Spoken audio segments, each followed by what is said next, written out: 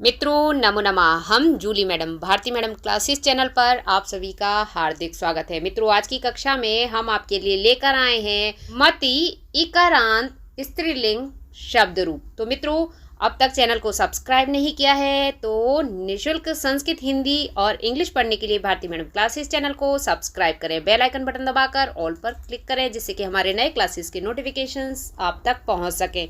तो चलिए मित्रों आज की कक्षा प्रारंभ करते हैं। मित्रों कल की कक्षा में हमने आपको पितृ के शब्द रूप कराए थे, अर्थात पिता के शब्द रूप कराए थे। उससे पहले मातृ के, हरि के, गुरु के, राम के बहुत सारे शब्द रूप करा चुके हैं। अकारांत, इकारांत, उकारांत, ऋकारांत।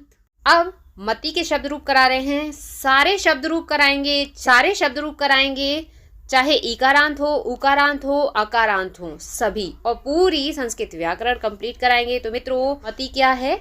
इकारांत। कैसा? इकारांत। आप देख रहे हैं छोटी ई, तो इकारांत स्त्रीलिंग है। मति क्या है? इकारांत स्त्रीलिंग शब्द है। सातों विभक्तियों में चलते हैं। आप जानते हैं हम हर क्लास में बताते हैं, आज फिर बताएंगे। मति शब्द रूप याद करने का संस्कृत में सबसे सरल तरीका यहाँ पर दिया जा रहा है। मति की तरह ही अवनति। अवनति क्या है? आप देख रहे हैं। इकारांत क्या है? यानी कि इकारांत कैसे पहचाना जाएगा? इकारांत है, उकारांत है, तो शब्द के अंतिम वर्ण में जो स्वर होता है। इकारांत क्यों कहा जा रहा है? ई अंत है जिसका, यानी कि अंतिम वर्ण कैसा है? स्वर ई है, तो इसलिए इकारांत। उ होता तो उकारांत, आ होता तो अकारांत। ठीक है। तो अवनति, अवनि, दृष्टि, नीति, उक्ति, कृति, गति, श्रुति, ये सब क्या है? नाम है ना। तो कैसे हैं? इकारांत हैं। स्मृति और कीर्ति ये आदि के रूप समान चलते हैं, यानी कि जितने भी इकारांत स्त्रीलिंग शब्द हैं उनके सभी के शब्द रूप एक समान चलते हैं, एक समान लिखे जाते हैं। संस्कृत में शब्द रूप सातों विभक्तियों व तीनों वचनों में चलते हैं, जैसा कि हर क्लास में बताते हैं। ठीक है। तो ये देखिए अब यहाँ पर मति के शब्द रूप देख लीजिए कैसे लिखे जाते हैं। तो यहाँ पर विभक्तियाँ हैं। विभक्ति कितनी होती हैं? 7 होती हैं। वचन कितने होते हैं? 3 होते हैं। संस्कृत में वचन 3 होते हैं।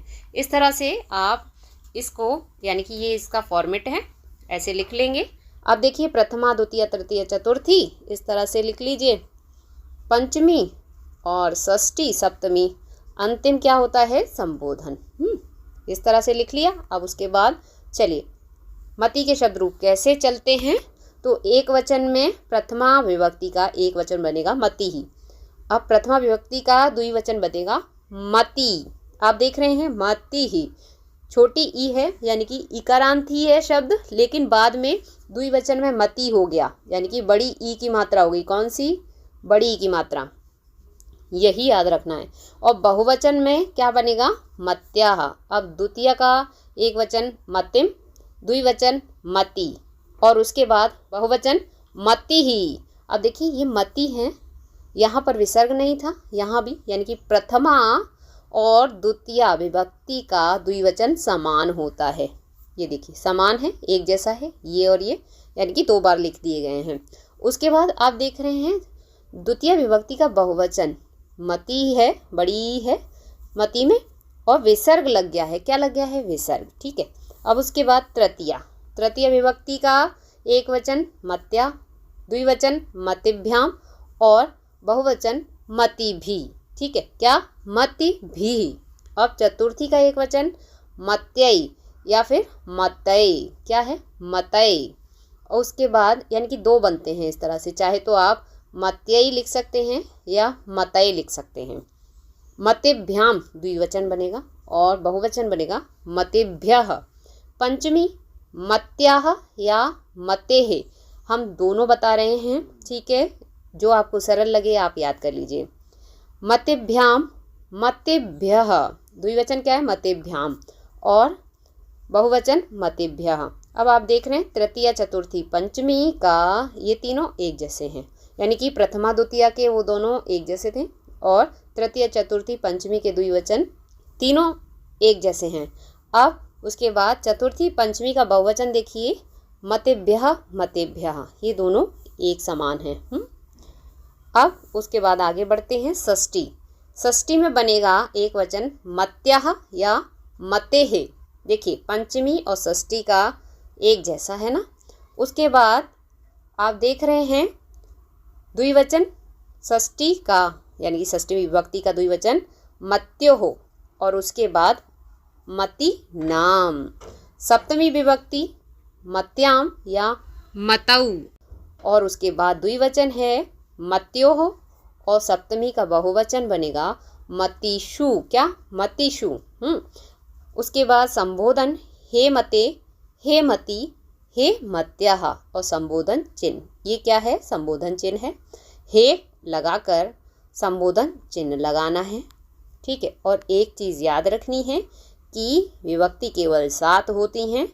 8 क्यों नहीं होती हैं? क्योंकि ये संबोधन को 8 में नहीं गिना गया। विभक्ति 8 नहीं होती, 7 होती हैं, क्योंकि ये प्रथमा ही होता है, प्रथमा का ही रूप होता है, तो इसको 2 बार नहीं काउंट किया जाता। ठीक है ना। एक वचन वाला थोड़ा चेंज हो जाता है, यहाँ हे मते हो जाता है। ठीक है। वहाँ क्या था? एक वचन में हे मति ही ऐसे था, लेकिन यहाँ नहीं होगा, यहाँ हे मते। इसको आप ध्यान रखें परीक्षा में। बाकी द्विवचन वही है और बहुवचन भी वही है जो प्रथमा में था। ये देखिए, ये देख रहे हैं यहाँ पर। ठीक है, ये देख रहे हैं आप, मति ही है ना। तो यहाँ संबोधन में क्या हो गया? मते, बस हे मते हो गया। यहाँ हे मति, हे मत्याः, वही है ना संबोधन, तो बस इसीलिए। अब देखिए याद करने का तरीका, आप एक वचन, द्विवचन और बहुवचन इस तरह से याद कर सकते हैं। मतिः मतिं, मत्या मत्यये, मत्याः मत्याः, मत्याम हे मते। आपको दोनों में से एक ही याद करना है। याद कर लीजिए, इसको समझ लीजिए कि 2 होते हैं ये, लेकिन याद करने के लिए आप एक भी याद कर सकते हैं, है ना। तो ये जहाँ जहाँ डबल दिए हैं उनको सिंगल याद कर लीजिए। चाहे तो आप ऐसे याद करिए, मतिः मतिं, मत्या मत्ये, मतेः मतेः, मतौ हे मते। द्विवचन मति मति, मतेभ्यां मतेभ्यां मतेभ्यां, मत्योः मत्योः हे मति।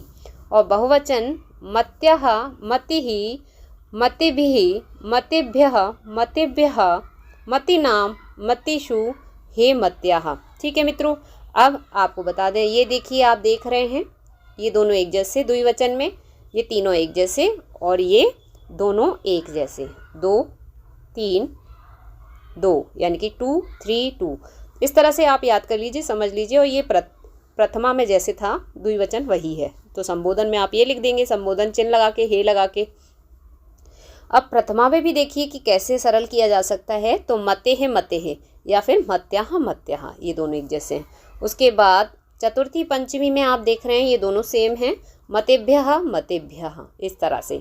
तो आप इनको इस तरह से याद कर सकते हैं। मित्रों एक चीज़ याद रखिए, जब आप संस्कृत के विद्यार्थी हैं तो आप पूरे दिल से संस्कृत को स्वीकार कीजिए और प्रयास कीजिए कि आप ज़्यादा से ज़्यादा इसको इंजॉय कर पाएँ। जो छात्र अपने विषय को इंजॉय करते हैं, गाने के माध्यम से पढ़ते हैं या फिर जिस तरह से भी पढ़ें, दिल लगा के पढ़ें, तो वह उसको टफ नहीं लगता या उसके लिए वह चीज़ टफ नहीं रहती। चाहे वो शब्द रूप हो, धातु रूप हो, संधि समास हो, कुछ भी। तो आप अपना सबसे पहले पढ़ाई में दिल लगाइए, मन लगाइए। जो मन है वो चंचल है, इधर उधर भागता है, तो उसको कंट्रोल में रखिए और सच्चा प्यार करिए अपनी पढ़ाई से। ये आपको अवश्य याद हो जाएंगे।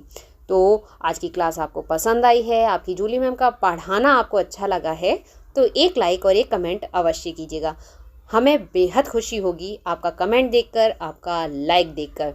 और मित्रों अब तक चैनल को सब्सक्राइब नहीं किया है तो संस्कृत पढ़ने के लिए, हिंदी इंग्लिश पढ़ने के लिए भारती मैडम क्लासेस चैनल को सब्सक्राइब कर लें। बेल आइकन बटन दबाकर ऑल पर क्लिक करें, जिससे कि हमारे नए क्लासेस के नोटिफिकेशंस आप तक पहुंच सकें।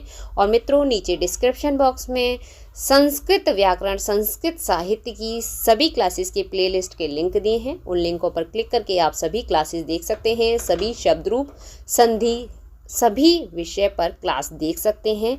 हिंदी के विद्यार्थी हैं तो प्लेलिस्ट चेक कर लें चैनल की, वहाँ हिंदी की सभी क्लासेस हैं, इंग्लिश की भी। तो पढ़ते रहें, ठीक है ना। तो मित्रों स्वस्थ रहिए, मुस्कुराते रहिए, पढ़ते रहिए, पढ़ाते रहिए, सबको करके दिखाते रहिए और अपना अनुभव बढ़ाते रहिए। मित्रों आज की कक्षा में इतना ही। आज की कक्षा देखने के लिए बहुत बहुत धन्यवाद। कल फिर मिलते हैं एक नई कक्षा में एक नए टॉपिक के साथ।